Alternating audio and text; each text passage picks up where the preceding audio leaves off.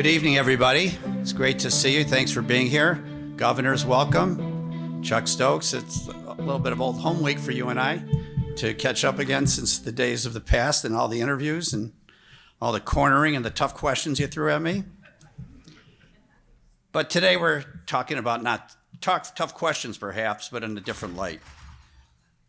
It says it up here, the importance of civility and improving political discourse. Well, in today's political environment, it's often polarizing. Quality conversation is not just lacking, but it's effectively becoming impossible. Many of us find it difficult to converse on almost any of the important issues on topics that should be easy to discuss, but because it includes political personalities or subject matter that people are more than uncomfortable about, or often to who you might vote for on that issue, the conversation goes downhill fast. Even to the point of impacting relationships within family, friends who have enjoyed years and years, even decades of honest discussion on all topics, but unfortunately not any longer. It is not acceptable for any of us to accept this as a new reality of an inability to talk to each other.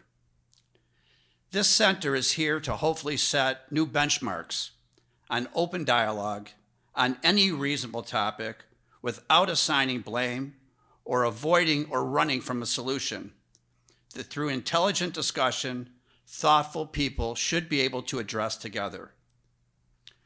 When the idea of this center was brought to us by Dr. Dulio, my wife Nancy and I both felt that there was no better place here at Oakland University campus where we can lead the region, if not the nation, on working on better communication. OU is becoming the place where important discussions about civic life should happen.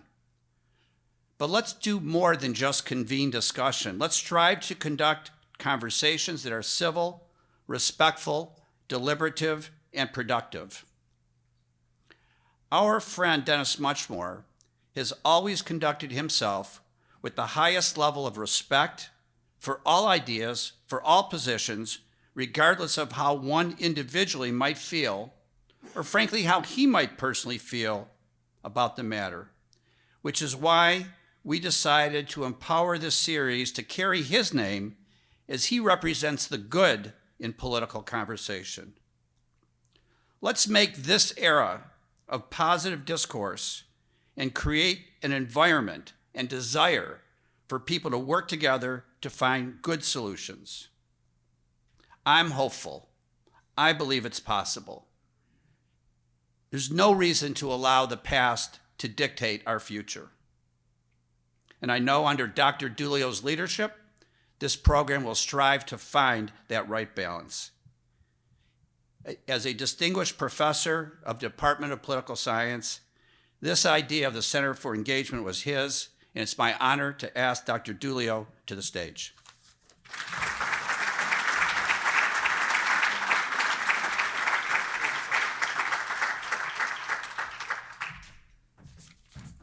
Good evening, everybody. That's better. Thank you very much. That was worse than my first day of PS 1100. Some of those students are here today. Good evening, everybody. Thank you for being here. Thank you, Trustee Shostak. I really can't express how much appreciation and gratitude I have for your support, along with your wife, Nancy, and really the entire Board of Trustees, Trustees Peters, Kramer, Callie. There are other, who am I missing? And of the namesake, how did we sit him in the second row? Trustee Muchmore, who I'll get to in a second. President Peskovitz, thank you for your support, unwavering support of the goals of the Center for Civic Engagement and what we're building here at Oakland University. We're on a college campus, so we're going to start with a quiz. One question. What do Governor Gretchen Whitmer, Congresswoman Debbie Dingell, former Congressman Dave Camp, Mike Bishop, Mike Rogers, and Fred Upton, along with former Senator and Ambassador Spence Abraham, and former Governors Jim Blanchard, and Rick Snyder all have in common? Well, if you watched the video at the launch of the Muchmore Public Policy Series over the summer, you know the answer. They all have tremendous respect and appreciation for Trustee Muchmore. Comments from Congresswoman Debbie Dingell sum up these sentiments. She said, and I quote, "Dennis, there's nothing we can do to thank you for all of your decades of service to the state." As we all know, it's exceedingly rare to see in today's political climate such praise come from both sides of the political aisle. Let's give Trustee Muchmore a hand.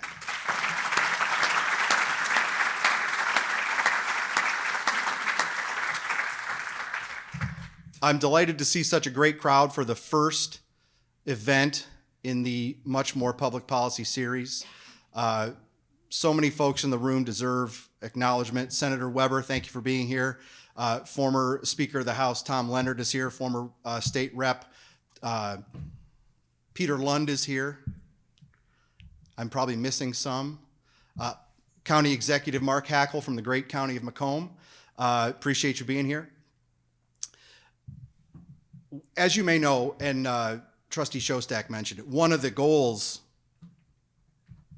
of the Center for Civic Engagement is to make Oakland University known as a convener of conversations about issues of public importance. And we've had some great success. We've had folks like Lech Walesa, Madeleine Albright, but it doesn't have to be such a big deal. We work with anybody on our campus, or off really, who wants to engage about issues of public policy, politics, what have you. Tomorrow in this same room, for instance, we will welcome two women who, as teenagers, marched with Dr. Martin Luther King on the Edmund Pettus Bridge to mark National Voter Registration Day. We've worked with all corners of campus, including athletics. Athletic Director Steve Waterfield is here. We've worked with the School of Education and Human Services, the School of Business Administration, the School of Nursing, and really anybody, as I said, who wants to have a conversation. But we think the Muchmore Public Policy Series will take this to a new level for many reasons, but it all comes back to Trustee Muchmore and his reputation in Michigan politics. So we thank him for lending his name to the series. Now, when we act as a, yes, absolutely.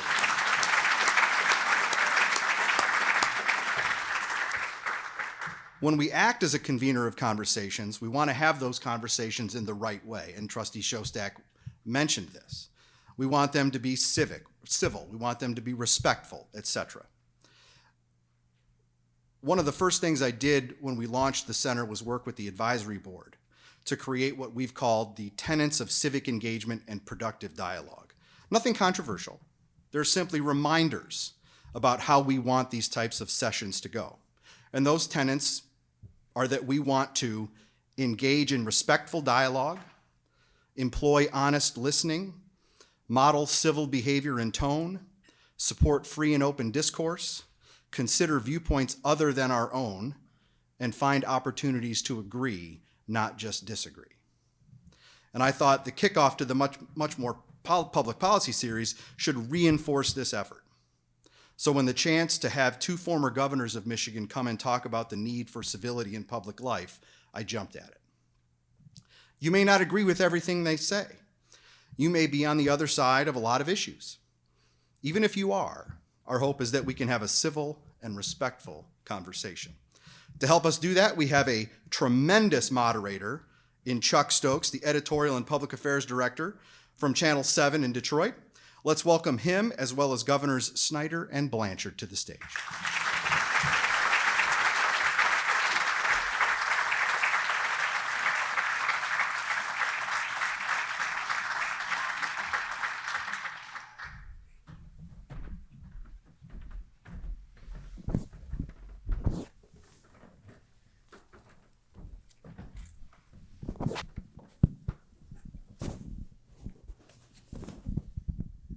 Good evening. All right, I didn't used to have to do this years ago, get my glasses out, but Chairman Schuette can testify to the fact that over the years, the eyes aren't what they used to be. So I keep them pretty darn handy. I keep them in the car, I keep them in the house on all different levels of the house, keep them in the garage, I keep them around my neck with those clickets. So all those sorts of things. So it's great being here. Mark, it's good to see you came over from Macomb County. So we know Macomb County is in the house here in Oakland House. So be nice, Oakland. Thank you very much for allowing me to be part of this discussion with two people who I have tremendous respect and esteem for, who I've had wonderful conversations and interviews throughout the years. And I can testify to the fact that at no time did they ever say to me, that question is off limits. So regardless of the questions, they answered it. Sometimes the way I wanted them, sometimes not, but more often than not, they were pretty darn candid and honest. And so I appreciate that. And there's so many people in the audience that I recognize. I won't take the time to call you out, but Chairman Schuette, I call him chairman because once you're a chairman of a political party, you're always a chairman. And to see his counterpart, Rick Weiner, who was a chairman many years ago and who sits with me on the board of the Historical Society of Michigan. So it's nice seeing him in the house with his beautiful wife. And Dennis Muchmore, who you can add me to that list of people who have tremendous respect for him and the job that he has done and his interactions with my profession, the media, which is not always a popular thing to say these days, but we'll get to, I'm sure, some of that and how we're viewed. But thank you so much. And of course, President Peskowitz, good seeing you. And Dr. Dulio, who we go back, we've gotten in a lot of trouble together through the years. When Dave calls, I'm like, uh-oh, and when I call, he's probably uh-oh. But we did the GOP Republican debate here for the last gubernatorial election, and they were wonderful, wonderful hosts, his entire team. Thank you much. And then, of course, we did the final debate with Governor Whitmer and Ms. Dixon, and so we had a lot of fun with that. So anyway, without further ado, let's get to why we are here and have a little fun. Civility, great term with two gentlemen who know a lot about the topic. 45th governor of this state, Mr. Blanchard, and the 48th governor of this state, Mr. Snyder. I think about one of your predecessors pretty often, almost every time I pull out my driveway, and that's Governor Milliken. And if my next door neighbor, I don't know if Mike Benz is in the room here or not, who's one of the attorneys with Honigman, works with Dennis Muchmore, he can testify that after his memorial service, when they handed out the Michigan white pines to remember him, I took 2 of them home and I planted them. So they're in the front of my yard, and I'm happy to say Bill Milliken Jr. would love to know they're doing pretty well. One's about up here now, so they're doing great. So I just because I pass those trees, I oftentimes think of Gov. Milliken.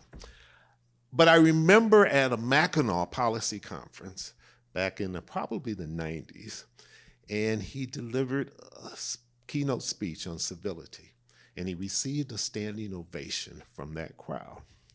And I oftentimes think back to that and I think, wow, where are we now in that speech that he made over 20 some odd years ago?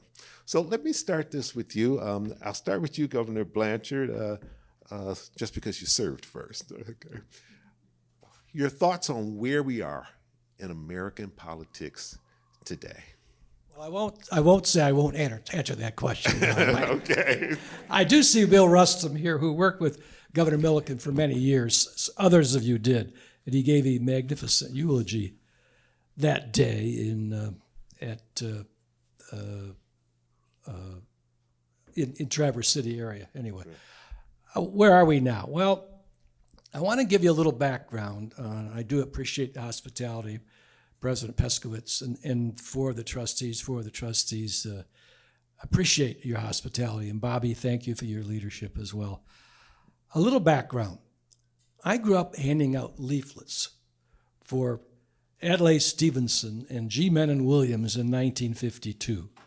I got the political bug. And by the time I was 14, I wanted to be a U.S. congressman. And I was able to achieve that at a very, very young age. And every day for 8 years in Congress, I walked through the halls of Congress, the cathedral of democracy, being so excited to be there and so grateful to be an American. And when I watched on January 6th, people go there and trash the Capitol, calling for hanging the vice president, and beady-eyed thinking, harming our police, and convinced that we didn't have a free and fair election. It was the most disheartening thing I had seen. And earlier in the year, I watched men basically go on our Capitol lawn in Lansing with assault weapons, claiming they're boycotting or opposing the governor's mask mandate, and even going into the Capitol and brandishing these weapons in the legislature. I thought, where are we? We are on a different planet, a different time. I can tell you, I was in Congress during Vietnam. I've lived through Watergate. I've seen it all. It has never been this acrimonious. And that's why the Milliken touch has been so important. You know, he was a Republican. He gave me a wonderful, wonderful transition. And we were friends forever. It was great to serve with him. And I think about working with Governor Snyder on the Gordie Howe Bridge. Thank you very much for your leadership there.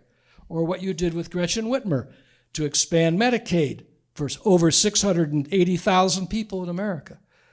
That's what we need. But the system, starting in Washington, has been so broken. It's so sad. And people need to stand up. There are people in Congress who know better. The overwhelming majority know better and are silent. They were silent when the people brandished their assault weapons on the Capitol lawn in Lansing. They were. I think the only person who spoke out, other than some of us, was Mitt Romney, and you know how he feels. So we can reclaim this if people, men and women of goodwill, are willing to stand up and not tolerate what's going on. We can talk about how it started, the origins. And we'll get to that. But I want to let Governor Snyder talk. You know, and I know I could talk all day, Rick. So I'm going to let you talk now. But that's part of civility too. Passing the mic. Okay. It's just so sad, and don't let anybody tell you, well, we've had this before. Well, yeah, we did with Civil War. There was a lot of acrimony during the Depression in the 30s, the run up to World War II. A lot of acrimony, but I have not seen anything like this in my lifetime. And we need to change it, and we can if we work together. All right, and we'll get to some of those ideas. Governor Snyder? Well, I agree with Governor Blanchard. First of all, I agree it's great to be here. So thank you to the trustees, thank you to the president, and it's great to honor Dennis Muchmore. Just a wonderful guy. I'll share one aside that he probably hopes I would never mention in public, but actually Dennis had a nickname during our administration. I had an affectionate name, I would say, about Dennis. That I hadn't shared for years, but now I think it's appropriate because it'll put things in perspective. His nickname was Merlin the Magician because he knew how to get things done in Lansing and make it work in a way where everyone thought it was the right thing to do and care. With respect to civility, though, I've summarized this for several years now. When I was still governor, I've been out 5 years now. The last several years I was governor, and almost every talk I would give, I would include a addition talking about civility, and that hasn't changed, I hate to say. Actually, it's only gotten worse. And I tell people, what's the greatest threat to the United States?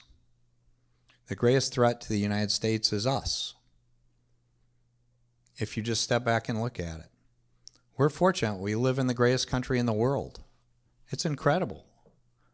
But how can you maintain that status if you can't get along with yourself? You simply can't. It doesn't work, folks. So something does have to change. And then when you step back and look at it, think about how we behave in politics. And when I say we, all of us collectively, and then think about how we behave with our family and the rest of our lives.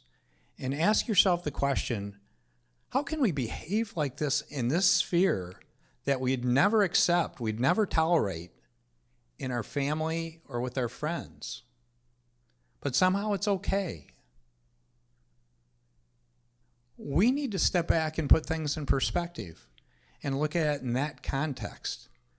One of the things I tried to share with some people from my government experience is I had the opportunity to talk to some people that are in the minority or have been in the minority. And if you're in the minority, you tend to be very negative. You tend to talk about all the things that are wrong and what you don't like. Well, someday you end up in the majority. And my point to them was, if you've spent all your time talking about the negatives, why you don't like something, why someone's bad, why someone's terrible at what they do, and now you're in charge of actually governing is much harder than being negative if you want to govern effectively. Why would someone want to work with you if you're trying to govern if you've insulted them, if you've called them names, if you've done bad things? Would you do that with your family? Would you do that in your business? You wouldn't have your job. And somehow we've gotten so screwed up in this country. It's okay to act like this in the political realm. And now, unfortunately, I see it starting to bleed back to these other fields. We've got to do something, folks. And that's why I'm proud that you're having this series. It's simply about having the dialogue to say, compromise is fine. Compromise is good. We can win together. Let's find ways, instead of win-loses, let's win together. Governors, before we talk about how and if we can get back on track and what the public might be able to do, let's drill down a little bit on what you think might be the root causes of this. Is there someone or something or some organization to blame? Is it the way our elected leaders have led or maybe not delivered on promises that they made on the campaign trail once they got in office? Is it my industry? Is it the media? Is it the advent of talk radio and the obsession to report 24 hours around the clock, unlike when I first got in the business where it was the evening newscast and you spent all day getting everything ready, but you weren't necessarily reporting as stuff was coming in on the flash. But the public now says, we want instantaneous news, whether you have all the facts together or not before that. Obviously, there was something there that when whoever you may have been impressed with as a leader, they tapped that, the public responded. Well, I remember in 1979 when a young member of Congress named Newt Gingrich took the floor of the House and began demonizing everybody. His own leadership, Bob Michael, who was the leader, and using words, he was using this after hours when no one was on the floor of the House, but it was on closed circuit, it was on cable TV, C-SPAN, demonizing everyone and everybody and calling them criminals and cowards and pathetic. The rhetoric changed radically in Washington at that point. And you can read books about burning down the house or the destructionists, and you'll see the tone really changed there in Congress, and it got more and more negative. You add to that cable TV, where everybody can self-select what they want, the abolition of the fairness doctrine in FCC. We're going to need some version of the fairness doctrine going forward. That's important. The Supreme Court allowing anonymous, unlimited contributions to campaigns by corporations or organizations instead of limiting it to individuals. So between the runaway campaign money, which is used to demonize each side, the lack of fairness doctrine in media, and then social media, they make a fortune through their algorithms telling people what they want to hear, and oftentimes it's the worst things about the worst people. The opposite of Dennis Muchmore, who, by the way, I met in 1974 when I was first running for office. So those are some of the roots, and we're going to have to deal with that. We're going to have to deal with, in the future, with the Supreme Court, with the FCC, with social media. It's all had a destructive effect. I'm not going to blame, by the way, Channel 7 of your show. That's for sure. We wear pretty big bullseye. You've been good. I have a lot of other ideas, but I'm going to let Governor Snyder talk now again. But Those are a few things. It's a different world, and we're going to have to help reconstruct it. Yeah, I think a couple things I would highlight or lowlight in some fashion. And again, I'm not going to mention people because there are people that have channeled this. But it comes back to us as citizens, as individuals. We've helped create this problem and we've magnified it. Social media is a big part of that, in my view. Social media has been an incredible thing connecting us in ways we weren't able to connect before. But how many people do you know, and if I ask this audience, I'm sure you could name people that write things, type things on social media that they would never say to someone's face. So social media is part of this, and then the people feeding on itself, this whole cycle of social media, the flywheel effect in a negative context really grows and creates momentum that has no correlation to reality or facts. I think the media side of things, and again, it's not a criticism of people in the media because citizens have brought this on. We've asked for it.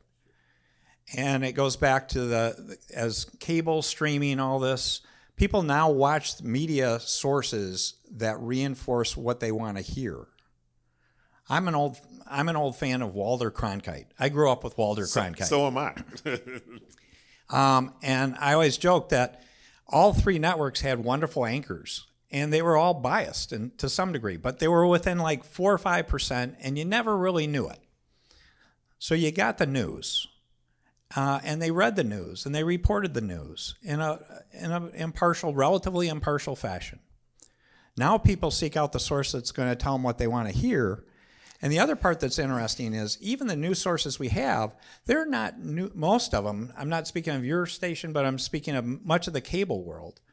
They're not truly reporters or news people, they're commentators, right? They're giving their views, they're sharing their views. Think about it. Why would you have 2 or 3 shows in a row on any of these cable sides on either side of the spectrum where the ratings vary dramatically if they're just reporting the news?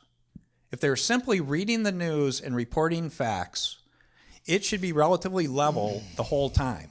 But you find 2 or 3 of these particular people that have huge followings on each side of the political spectrum. That's because they're getting people all lathered up. They're telling them what they want to hear. They're getting them all fired up. That's not helpful, folks. Those aren't facts.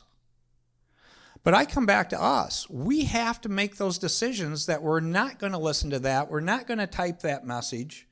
We have to take responsibility for ourselves, and we shouldn't be trying to blame a bunch of other people.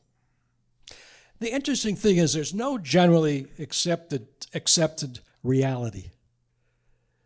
But we have to be specific about some of the problems. I mean, Fox News paid $780 million in a lawsuit, to settle a lawsuit in which they had basically admitted they had openly lied about the election, knowingly lied day after day after day, which created a separate sense of reality for the people who love Donald Trump, who really believe that.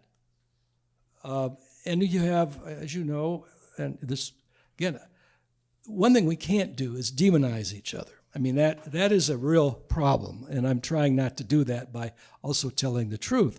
But it's true that the Republican National Committee passed a resolution saying January 6th was legitimate civil discourse. Now, I know that nobody here believes that. By the way, you're not the problem. I'm glad you're here. It's great you're here. You're part of the solution. And we talk about social media. The suicide rate of young women is up 125%. Young men, 70%.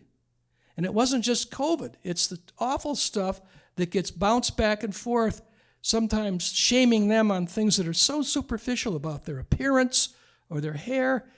I mean, that is a huge issue, and it's been studied. I don't know where I'm taking this right now. All I know is institutionally, we're going to have to make some changes. I mentioned a couple of them. We're going to have to do that. All right, so how or can we get back on track, and what can we do as average citizens to create more civility, more bipartisanship, especially on key issues that affect all of our lives, whether it's on healthcare, it's on the environment. Pick an issue, education. What is it that people that are sitting out there, as well as people who may be watching this later through their own mobile unit, what can they do? One thing I've thought about, one thing is national politics is very ideological and cable driven, but local politics is more project and practical. The one thing we can all do is be involved locally on improving our communities and getting to know each other. That's where, it's not ideology anymore. It's better schools, it's better streets, it's better recreation, it's better senior living, whatever it is. Getting people more involved locally. Young people love to be involved locally as well. The millennial generation has been very much involved, and I think probably now Gen Z. But that's where you can begin to meet people who run for mayor or city council or school board and get to know them, and then you can work for people locally that you really admire and help them on their campaigns. Then you might run yourself. But if you could start locally in all these communities where most people are really good people and they want to do the best for their families and themselves, that's where I think it could start. I don't see it starting in the U.S. Congress, even though there's so much talent there that's wasted. Governor Snyder? Yeah, I add on my list, the local thing is a great way to start because it's right in front of you and you're talking to people. You're not just typing to them. You're not distant from them. They're your friends, your neighbors. So I think locally is one of the best ways. I mean, I credit Macomb County. They've done some great things in getting people working together. Oakland County, I got to say good things about Oakland County because we're here, but they also do a great job. But I see Mark as an old friend, and that was a great illustration of a Democrat and Republican doing a lot of things together. So local is one of the things. But the other one is there's a lot of issues. We tend to go to the polarizing issues, and that's what tends to get reported. But there are a whole lot of issues that we could all work on that we would agree on. How about things like early childhood? Does everyone think we could do more to help our young kids get a better start to life when they're 2 to 4 years old? Can anyone disagree with that? Anti-bullying. I mean, you were talking about your issues, Jim, on social media. I've always viewed that as a lot of it is people bullying one another. And we did great bipartisan work when I was governor, actually with Senator Whitmer, on passing some legislation on bullying. We all agreed on it. There are many of these issues that are not flash fire issues where people have to yell at each other, but we all agree.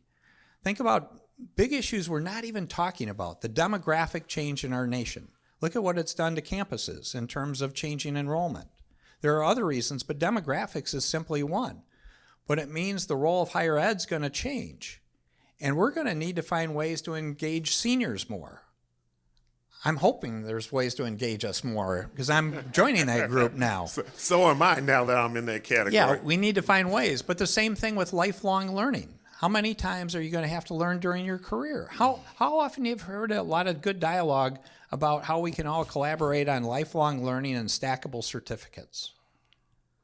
So instead of everyone sort of grabbing the issue they don't like, we should work together collectively to set an agenda of things we know we find common ground on and show success and actually hopefully get it reported. Because the interesting thing is look at the papers tomorrow. I bet there's something going on that's controversial that will occupy most of the headlines. How much space do you think this event's going to get where we talked about something positive and civility? We need to get the word out, and we can do that by showing real successes on real issues, though, like the ones I mentioned. I should have probably said at the very beginning, just so that whoever's watching this, either in our audience or outside of the audience, these aren't necessarily my questions. The organization that put this together, Dr. DeLeo and his team, some of these are questions that I think came up being from this academic environment, dealing with students all the time, who are certainly inquisitive, and that's a good thing. Some of these are students that came directly from students, and I'll get to a few of those. And then some of these, I got a few in there, but I haven't gotten to those yet, but we'll have some fun with those. One of them that came from people who registered was about third parties. What would it take to have a successful third party in this country? And do you think that's even doable? And would that help bring things back in line from the things that you all have both articulated if it weren't just Democrats, Republicans, and even the extremes within the parties, but it's a strong two-party system? Can that change? Should it change? Governor Snyder? Well, you've been doing so well, but I'll give you something. You'll look even better. So Governor Blanchard's a good friend. I appreciate all his help. So I'm just pleased to be on. I'm honored to be on the stage with him.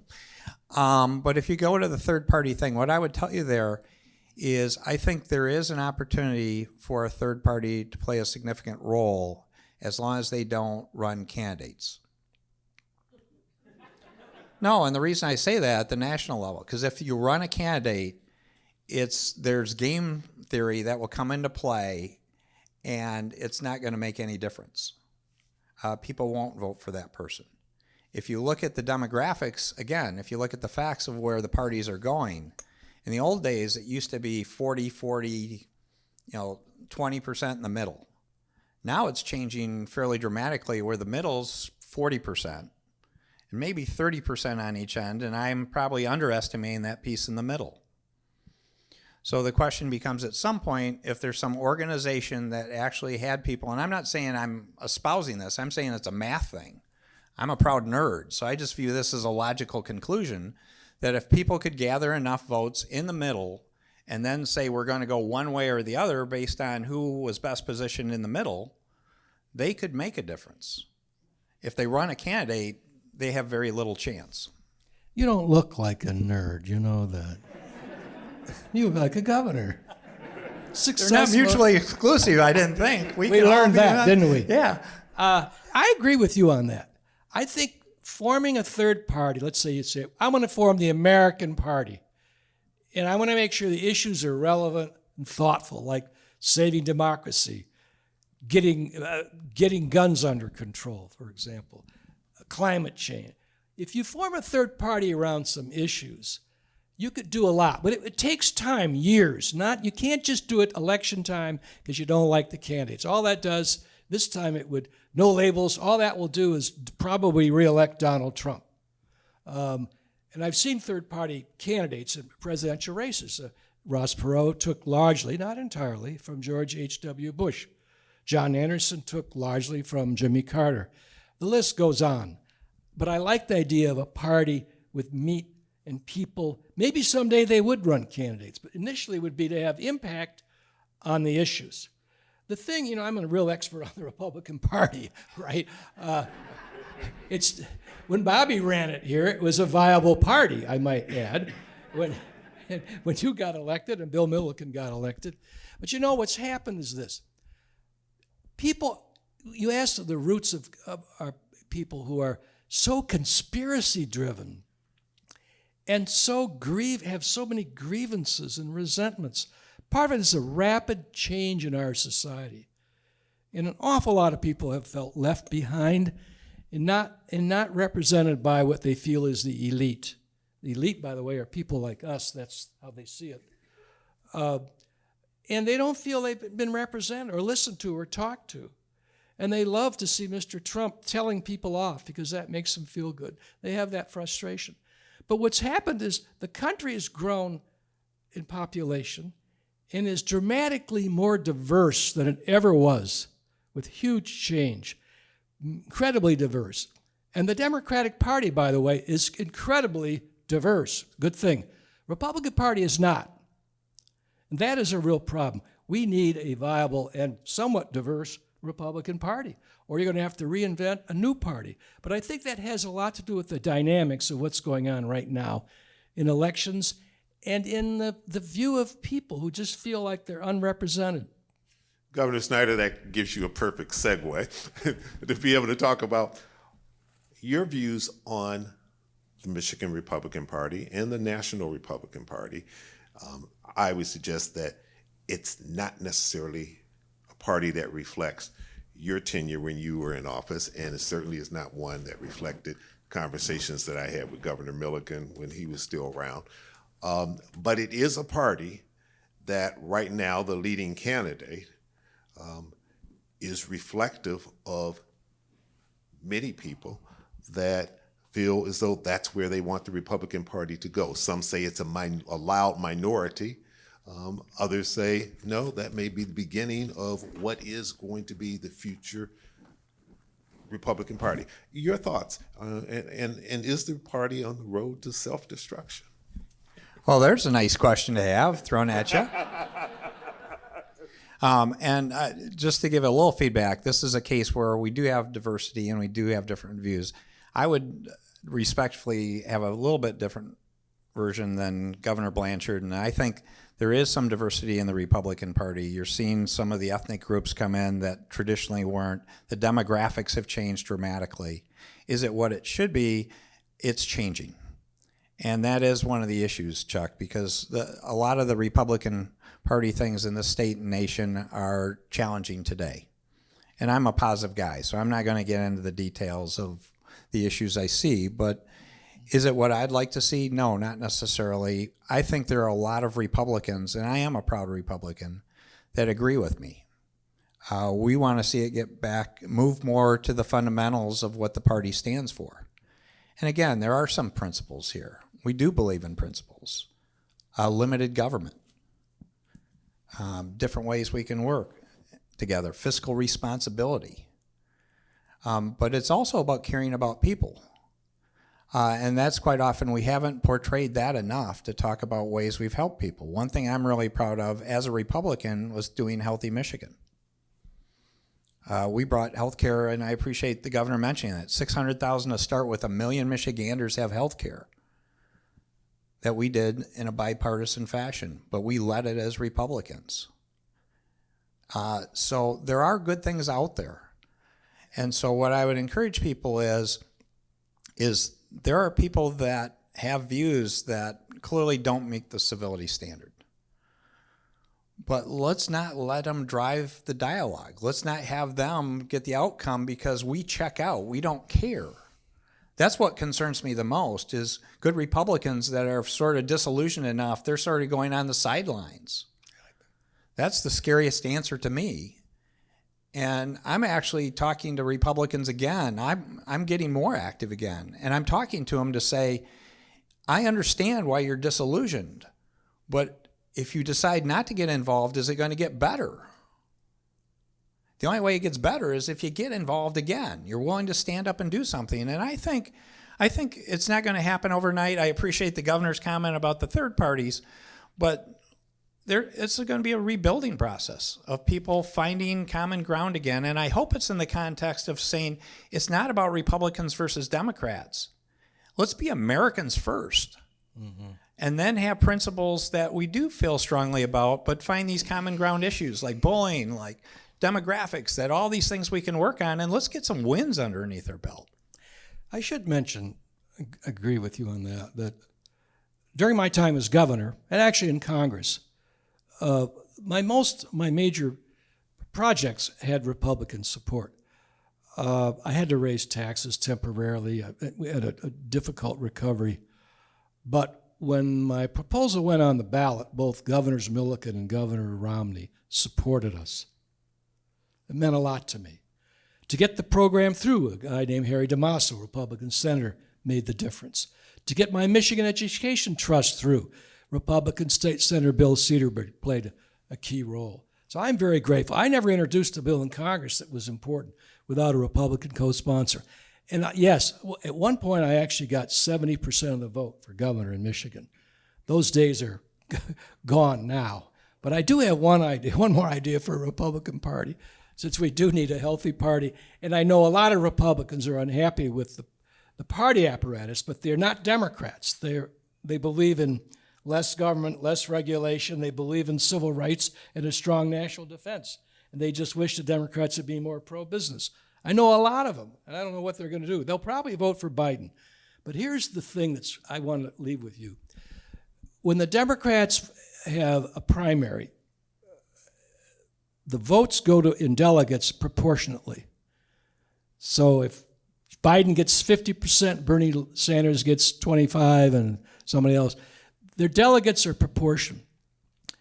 With the Republican Party, a lot of states have the unit rule, which is if you win with 35 or 40% of the vote, you get all the delegates.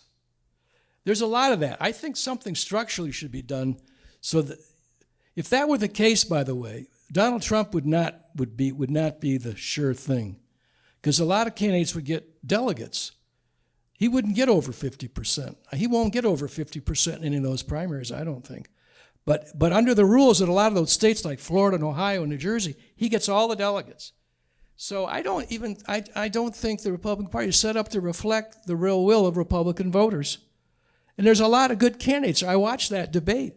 I like a lot of those candidates, by the way, but I'm not going to go advertise for them, but I like them. And I wouldn't lose any sleep if they were in the White House. So really, we don't want to demonize these people. That's the other thing. We just cannot, we can disagree, but we don't want to demonize, and I get carried away. But the reality is I wouldn't have been elected dog catcher without Republican voters. Governor Snyder. No, that's one thing I tell people about running statewide in Michigan. That I've always told people, if you run statewide in the state, you win every Republican in the state and nobody else, you lose. If you win every Democrat in the state and nobody else in Michigan, you lose. So running statewide, you really do have to understand the people in the middle, and you do need to make sure that you're resonating with them. That's really key, where in many legislative districts, they're biased one way or another. So the legislators, there's wonderful legislators out there, but they haven't had as much experience learning that you have to govern towards the middle more and get support from people across the spectrum. When you ran the primary, you had a tough primary, and you had some serious opponents. When William Milliken endorsed you, that gave a lot of Democrats a reason to go into the Republican primary and vote, and they voted for you. You're aware of that, are you not? Yeah, no, I had good. So we take crossover. some credit for your election. They did. Bill Rustum knows this. That was a message, Bill. You know that of independence and soft Democrats, and they went and voted for you. Yeah, So no, listen- I appreciate that. I had broad support, but one thing I would share with you that I hope people listen to speeches from people that are running for political office or after they get elected. And this is something that is a real concern of mine. And I'm not going to mention who, but it really created a major issue with me after someone had gotten elected, is listen to their acceptance speech or their inaugural speech or when they take office speech. And what you want to listen for is, are they going to represent all the people, or are they going to try to represent just the people that elected them? And that's one of the big threats we have today, is sometimes these elected officials are really just looking out for the people that elected them rather than understanding you have a responsibility. I was hired by 10 million people, and I worked for 10 million people, whether they voted for me or not. And the classic illustration, Chuck, you know, this was the Detroit bankruptcy. There aren't a whole lot of folks in Detroit that voted for me, but I believed I needed to do a lot to represent them better than they'd been represented before, because they deserved better services. You did the right thing.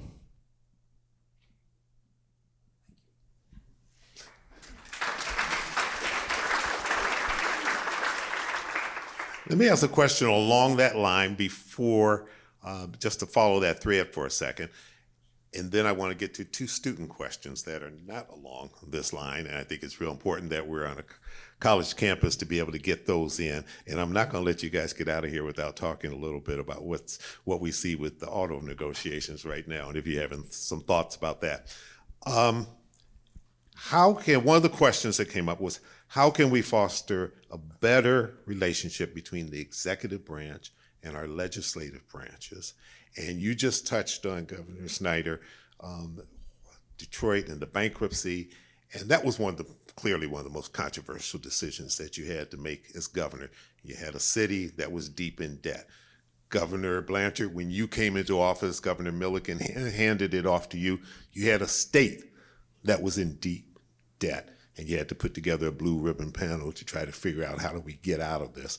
And I think, excuse me, I think Time magazine, I think it was Time, maybe it was Newsweek, described your job at that time as the toughest job of a governor in America at that particular time. When you make those type of controversial decisions that involve the economics of the state or the city, and you bring in emergency managers, which was certainly controversial, and it even follows you to this day. You know, there were some protests here on campus about that said you shouldn't even be here. Well, which one would debate, does that defeat the whole issue of civility if we don't even talk about it? But your thoughts to weigh in a little bit about that. Yeah, I think a lot of it is, and I had to learn a lot of this because I'd never held public office until I became governor. And I had a Republican legislature all 8 years I was there. But a lot of it is learning that you're just not telling people what to do. You have to listen to legislators, and legislators are good, smart people. They mean well from both sides of the aisle. And so a lot of it is, again, not looking at it as binary. It wasn't win-lose. How do we win together? How do you compromise? In many cases, we'd go ask for something, and they say, you're not going to get it. Okay, well, what can I get? And what do you need to help make sure this works well? And as long as it's in the best interest of everyone, it makes sense. That's good governing when we're teamwork. And what I'll tell you is, I mentioned how I had a Republican legislature, but one thing I wish would have gotten publicized a lot more, and I'm crummy at I'm a nerd. I'm always just moving forward. But one of the facts we kept track of in my administration is I had our team keep track of what percentage of votes of bills I signed had a supermajority of Republicans and Democrats in the House and the Senate. So there was a majority of Republicans in the House and the Senate voting for this bill. There was a majority of Democrats in the House and the Senate voting for this bill. Do you know what percentage of bills had that kind of majority? It's about 90%. So it wasn't just about one party leading things. We actually worked hard on doing things that made common sense that people could support. That's the way government should work and can work. And it wasn't that long ago. We just need to get back to talking to one another. You know, one of the issues is civic awareness. I'm chairman of the National Archives Foundation. It's a nonprofit that supports the archives. We help raise resources and give them money on their exhibitions because it's a museum as well as archives. And we are, along with a lot of other groups, trying to organize a national campaign that deals with civic responsibility. And not just the teaching of government, which is not done enough places, and when it's done, not done very well. So that people do understand that we actually have three branches of government, and they do need to work together or things don't get done, and how all that works, how sausage is made. And the compromise has always been the case, even with our Constitution, from the outset. And that's something that an awful lot of people don't think about or understand. And so they're not rewarding people who run for office who are working on that. I found, as you did, if you deal with a really tough issue right away, even though it's unpopular, if it works, and it usually does if you've done the right thing, you have time to explain it and get reelected. You can do the right thing and get reelected. You do have to do a lot of explaining, but early on, you nip it in the bud and deal with it. It's really important.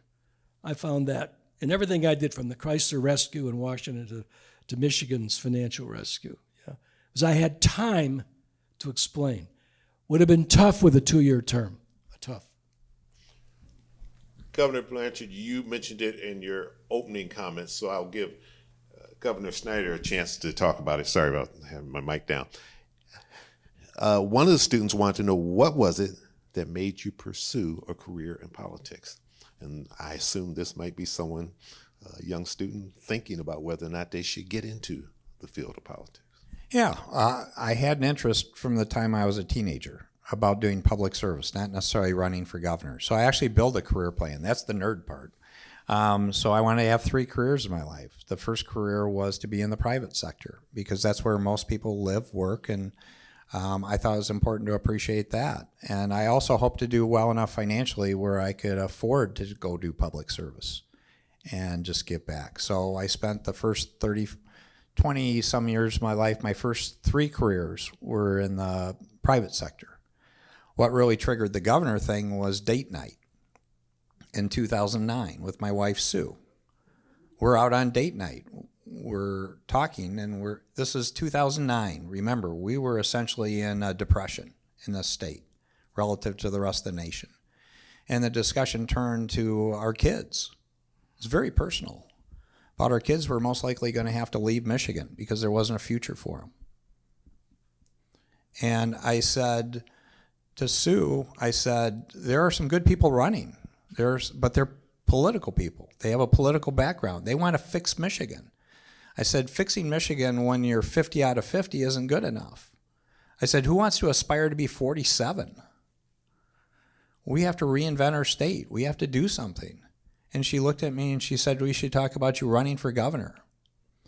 And just to show the point that our system can work right, and I'm proud of this, is when I started running, my early supporters, Bobby and Nancy and a number of other folks here, I call them the margin of error club. Because people used to come up to me and say, do you know you're so low in the polls that if you apply the margin of error, you'd be a negative number? And I won. But I won because I had great partners like Brian Calley, just a brilliant young person at the time. He's still young.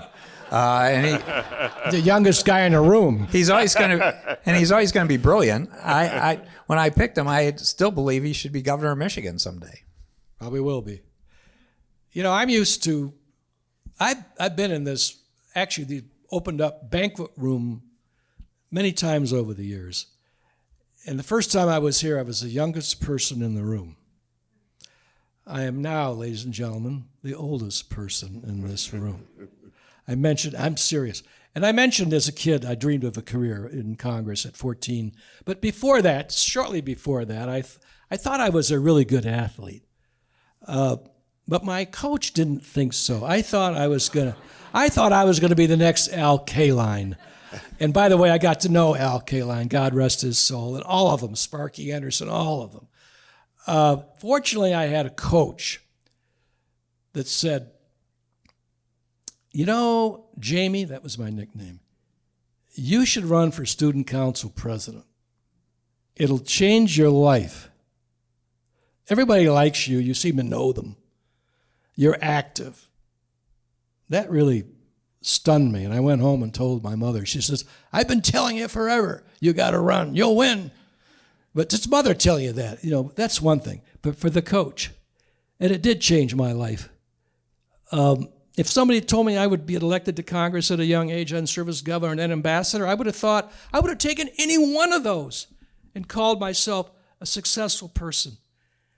If they told me all 3, I'd say I died and went to heaven. So like you, I feel like I owe the people, you out there, the people of this state and this country, I feel like I still owe you service, which is why I try to help all kind of good candidates that I know, and I know you're trying to do that as well. We've got to support good candidates. We should try to make sure they appeal to the best instincts of the voters. And a lot of them win, and they should, and that's what we've got to do. All right, some quick questions that have to be quick answers. Professor Doolittle, can we go another 5 minutes? Okay, Harry, he says 5 minutes, so you have to be, no dissertations here. Okay. Quick advice to the big 3 automakers and to the UAW leadership. Governor Snyder. Settle as fast as you can, because the strike, there's no winners in that. And understand that from the union side, I understand what they're asking for.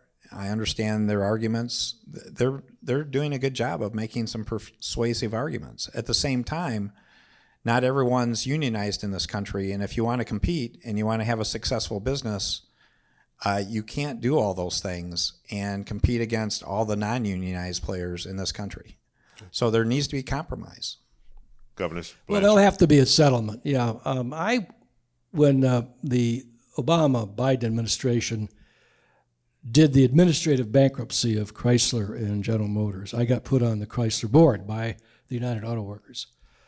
And they came out of bankruptcy, and fortunately, because of the support of the taxpayers and hard work of workers and managers, became profitable. But at the time, they created a two-tier wage system. And that really is going to have to be corrected. They need to settle. Somewhere there's got to be, look, I've, again, lived through so many strikes over the years here, because I'm that old. Somewhere there's got to be a number on the money side that the companies can live with that will really reward the workers for hanging in there and having sacrificed a lot. And if we can't begin to close that gap, it's going to be another problem with the voters who lose faith in what they think are the elites. They need to be made reasonably whole as we go forward, in my opinion. It's a social issue as well as a union management issue, and I'm hoping they'll settle within a week or two. All right. I know that you're supporting President Biden for re-election, correct? Absolutely. Okay. All right. I just wanted you to know if you were going to make news by saying no. Governor Snyder, you've seen some of the debates, and we're coming up on another GOP debate next week. Anyone out of that field that you would like to endorse? Well, there's a large field, and the answer is no, because I'm busy helping state politics at this level. So I'm not getting involved in national politics, other than the part I do have a bias. I like governors. You probably can't understand why, but there's a number of governors running, and I serve with some of these folk, and there's some good people there. Is there somebody that you don't think fits the bill of civility that you would not want to see in the White House? I really like governors. Okay, we'll let you off the hook with that one. We have a big Senate race coming up next year. You've already thrown your support to Alyssa Slotkin, yes. Alyssa I've Slotkin. known her and her family for over 20 years, and I think she's a very gifted public servant. All right. Governor Snyder, Mike Rogers has jumped in the race, and there are others on the Republican side. You have a favorite candidate?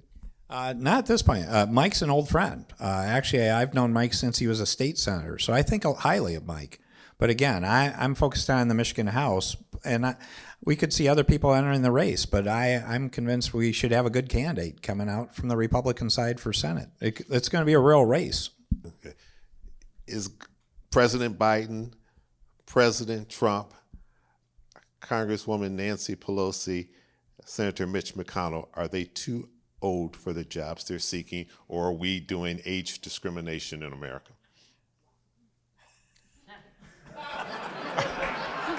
Hey, they're my age. No. First of all, Joe Biden's judgment and his mind is good. He is 81, or will be. So I have no reservation on that. And I must tell you, with Nancy Pelosi, she's no longer Speaker, but we've never had as strong and successful Speaker in modern history in America.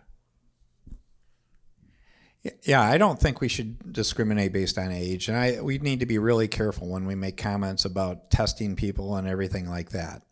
I think people should make their own evaluation based on what they see, what they hear, what they understand, and the facts, looking at those things. Everyone's unique in that regard. What I would say is the concern I have is when you look at, say, the Senate, the U.S. Senate, is it says something more about our system that there are a lot of good, well-intentioned people, but where's the next generation?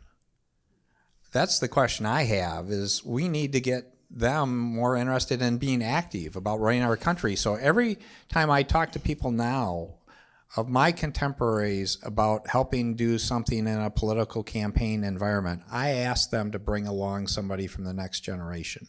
Mm-hmm. Because our lives are in pretty good shape. It's this next generation. We have to find ways to make them, want them to engage. they're fed up. They think this is crazy stuff, many of them. We have to create an environment where they can be excited to say they can do public service and make a difference in people's lives. That's the part I would rather spend time on rather than having an argument about how old somebody is and how they behave. You know, the new Democratic leaders in the have to be House quick. are all young. Hakeem Jeffries, Kathy Clark, they're all young. They are the next generation. And that's a good thing. And you're right, we need to have the next generation move on. There's no question about it. And there are a lot of good governors on both sides of the aisle. Well, I hope to be doing as well as he's doing at 81. This is a good thing to aspire to. I just turned 65. I just got my Medicare card. Just Look a out, ch- man. Just a child. Well, don't feel bad. I came in with my AARP bulletin where the headline is how we're changing America. An aging population is shaking up our country, why it's happening, and what it means. I haven't read it yet, but I will now that they send it to my house. Yes or no? This time next year, or coming up in November of next year, as two trained attorneys, will the U.S. Constitution hold? Yes. The U.S. Constitution is the fundamental bedrock of who we are. And for people not caring, not participating, if the U.S. Constitution becomes the line, we all have to stand up as Americans. Forget what party label you got. We got to be Americans when it comes to the Constitution. Governor Blanche? Yes, and it's going to be important for all of us to support our election officials. They have a very tough job. All those people who volunteer at every city and county clerk's office, township clerk, they need our support and our understanding. And they need to be respected and not demonized because they're holding the system together. Definitely the Constitution will hold. Final question, Halloween weekend, Michigan State University Spartans will play the Michigan Wolverines. Want to make any predictions, and I trust both of you are glad that you don't have to face Coach Prime this year. Who's going to win? You're having some difficulties down in East Lansing. I'm an optimist, so. Okay. Go blue. Go blue. All right, very good. Governor Snyder, Governor Blanchard, thank you so much. It's always a pleasure talking with you. Professor Dulio, thank you. It's all yours. Governors, thank you very much for your time. Thank you for being here. Chuck, thank you for your stupendous moderating. We really appreciate it. Look more for some great things from the Center for Civic Engagement coming up very soon. Thank you very much.